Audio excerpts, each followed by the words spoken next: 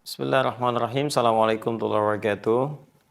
Sahabat-sahabatku dimanapun Anda berada, semoga Allah senantiasa memuliakan kita semua, mengampuni dosa-dosa kita, dan membimbing kita untuk lebih baik dari hari ke hari. Kita coba kembali untuk membahas pertanyaan-pertanyaan yang teman-teman sampaikan. Insyaallah, mohon bersabar ya. Barangkali ini butuh berapa hari nih setelah puasa, mungkin kalau sehari satu masih butuh waktu ya. Coba kita lihat yang ini nih.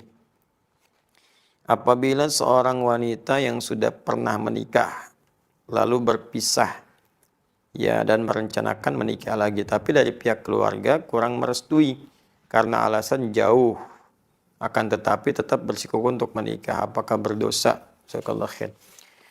Kasus ini kalau kita lihat dalam Al-Quran, teman-teman buka Al-Quran surah Al-Baqarah ayat 232 ya. Wa idza talaqtumuhunna ya fabalaghna ajalahunna fala ta'dhuluhunna an yankihna azwajahunna idza taradaw bainahum bil ma'ruf ya dzalika yu'adzu bihi man kana minkum yu'minu billahi wal yawmil akhir. Baik, kata Allah bahkan di ujungnya dzalikum azka lakum athhar ya. Nah, Allah menyampaikan jika seseorang laki-laki pernah mentalak perempuan, ya, cerai di sini, suami istri bercerai. Nah, kemudian yang perempuan itu berniat ingin nikah lagi. Dia punya calon pengen nikah lagi, tapi bukan karena cerai ini karena faktor orang ketiga, bukan. Kalau itu minta cerai karena alasan orang lain, itu dosa hukumnya. Ingat, orang perempuan yang minta cerai bukan pada hal yang dibenarkan oleh agama, tidak dibenarkan secara syariat, maka diharamkan baginya mencium bau surga. Hati-hati. Ya, jadi perempuan-perempuan hati-hati. Kecuali kalau syarat satu dibenarkan.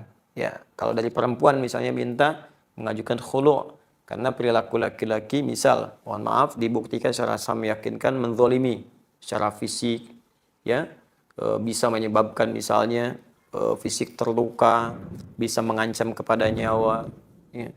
Atau yang kedua bisa mengancam kepada iman, ada yang ke fisik, ada kepada iman.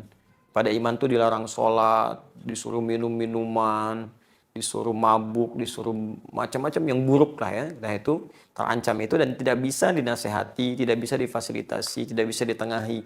Maka boleh mengajukan khulu namanya ya untuk perpisahan. Nah, ada yang kedua kasus suami menceraikan istri karena alasan tertentu.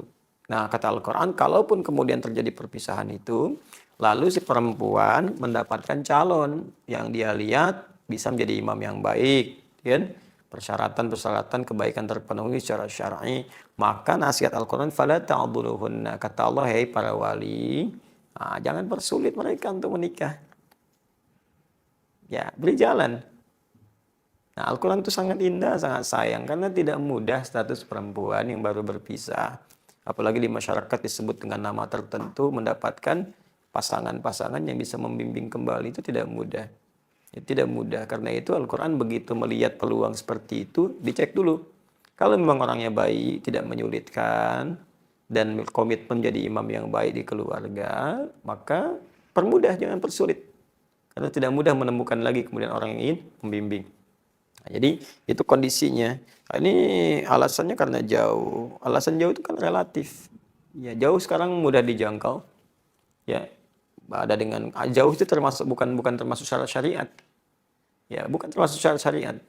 Coba bayangkan, bukankah banyak juga sekarang orang bilang LDR, ya. Masya Allah ada hubungan jarak jauh gitu.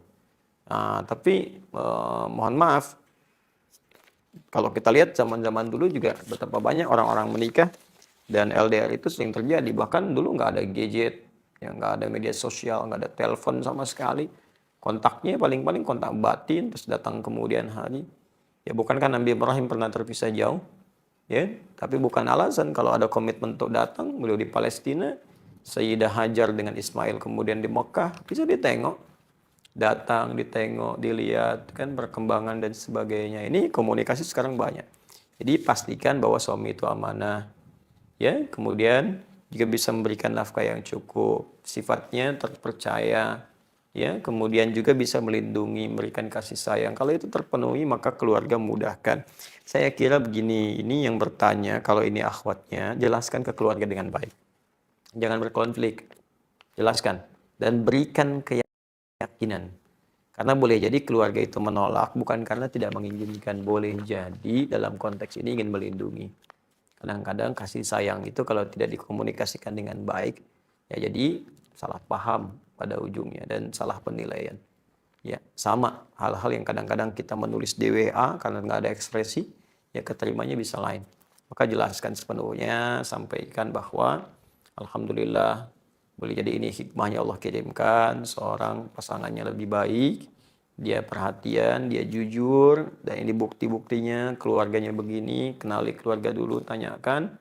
Nah, kalau memang baik, mohon ridhonya. Ya, kalau ada yang kurang, mohon tunjukkan supaya kami perbaiki sebelum menuju ke pernikahan. Itu lebih bagus.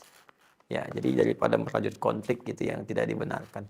Lagi sekarang bulan Ramadan ya, kalau ini kemudian kita ingin sampaikan. Saya kira itu, teman-teman, cukup dulu ya. Demikian saya kira, semoga bermanfaat. Jika ada yang benar, itu pasti dari Allah dan Rasul-Nya sebagai petunjuk untuk membuat kita lebih baik. Tapi kalau ada yang salah, itu mutlak kesalahan saya pribadi. Ya, sudah capek kalau digali, ya pasti akan ketemu salah saya. Cukup dikoreksi, nanti saya betulkan, kemudian ambil pendapat ustadz lain yang lebih baik.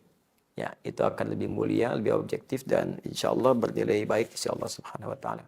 Subhanakallahumma wa bihamdika asyhadu an la ilaha illa anta astaghfiruka wa atubu ilaik wa akhiru da'wana alhamdulillahi rabbil alamin.